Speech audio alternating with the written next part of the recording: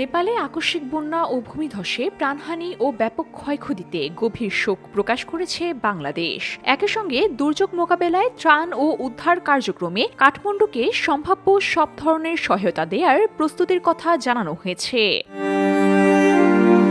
পররাষ্ট্র মন্ত্রণালয়ে জারি করা এক সংবাদ বিজ্ঞপ্তিতে বলা হয়, নেপালে ভয়াবহ দুর্যোগে প্রাণহানি ও ব্যাপক ধ্বংসযজ্ঞের ঘটনায় বাংলাদেশের জনগণ গভীরভাবে শোকাহত। পরিস্থিতি নিবিড়ভাবে পর্যবেক্ষণ করা হচ্ছে। পররাষ্ট্র মন্ত্রণালয় জানায়, প্রধানমন্ত্রী তারেক রহমানের নেতৃত্বাধীন বাংলাদেশ সরকার ও জনগণ এই কঠিন সময়ে নেপাল সরকার ও জনগণের প্রতি সংহতি প্রকাশ করেছে। বন্যা ও ভূমিধসে প্রাণহানির ঘটনায় গভীর সমবেদনা জানিয়ে বাংলাদেশ ক্ষতিগ্রস্তদের দ্রুত উদ্ধার, চিকিৎসা ও পুনরুদ্ধার কামনা করেছে।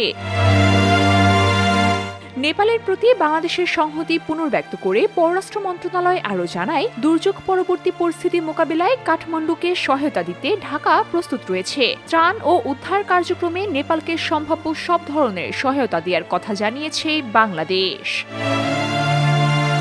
Farhana Meher, VOD Bangla news desk.